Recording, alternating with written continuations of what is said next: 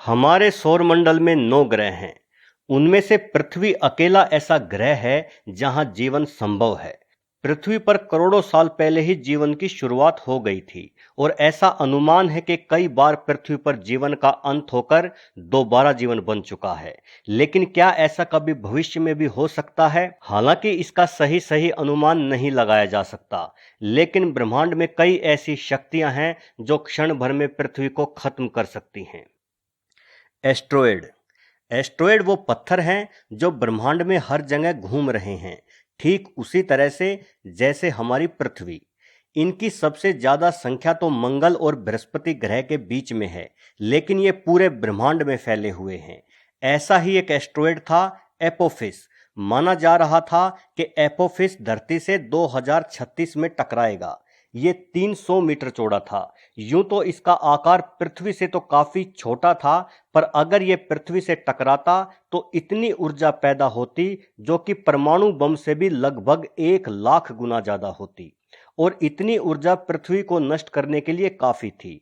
पर हमारे वैज्ञानिकों का अनुमान गलत निकला और यह एस्ट्रॉयड 2013 में ही पृथ्वी के पास से गुजर गया।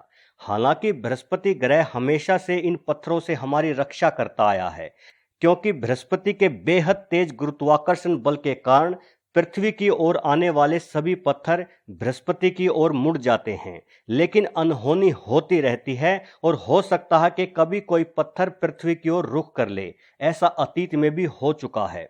करीब 6 करोड़ साल पहले ऐसा ही एक पत्थर पृथ्वी से टकराया था, जिसने विशाल डायनासोर्स को नष्ट कर दिया था। इसलिए भविष्य में ऐसी किसी भी संभावना से इनकार नहीं किया जा सकता। सूर्य में होते विस्फोट। सूर्य पर हमेशा अलग अलग तरह के विस्फोट होते रहते हैं और उसमें से एक है सोलर फ्लायर्स।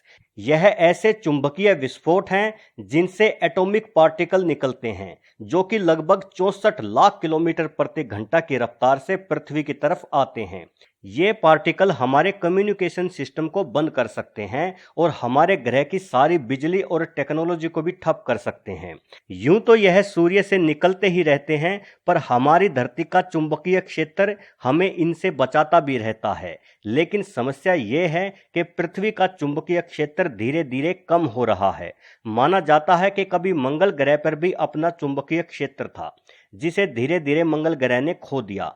हालांकि पृथ्वी की चुंबकीय शक्ति कम होने या खत्म होने में अभी लाखों साल लग सकते हैं। लेकिन दूसरी समस्या यह है कि कभी कोई सोलर फ्लेयर इतना शक्तिशाली हुआ कि जिसे पृथ्वी की चुंबकीय शक्ति काबू नहीं कर पाई, तो वह पृथ्वी पर भारी तबाही मचा सकता है।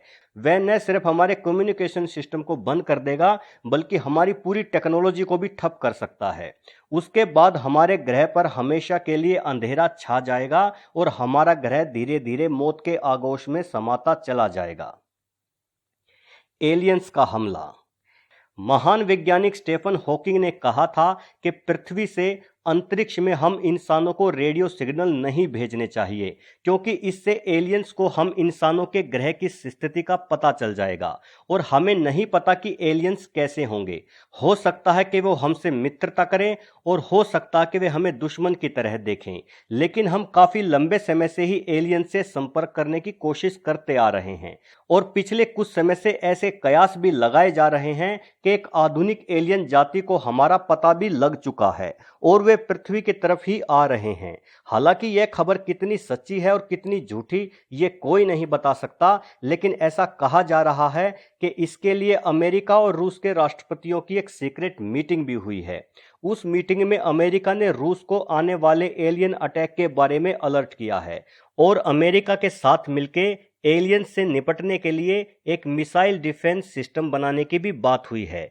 कुछ लोग कहते हैं कि नासा को इसके बारे में पहले से ही सब पता है कि क्या हो रहा है और क्या होने वाला है, परंतु वो दुनिया से इसे छुपा रहे हैं। खैर, इस खबर में कितनी सच्चाई है ये तो आने वाला वक्त ही बता पाएगा, लेकिन इतना तो तय है कि अगर एलियन लाखों प्रकाश वर्ष का सफर तय करके हमारे पास आ गए, तो निश्चित तौर पर वे टेक्नोलॉजी में हमसे बहुत आगे होंगे और हमारा कोई भी मिसाइल सिस्टम उन्हें रोकने में सक्षम नहीं होगा। दोस्तों, अगर वीडियो पसंद आया तो वीडियो को लाइक और शेयर जरूर करना और ऐसे ही और भी रोचक वीडियोस देखने के लिए मेरे चैनल को सब्सक्राइब जरूर कर लेना। धन्यवाद।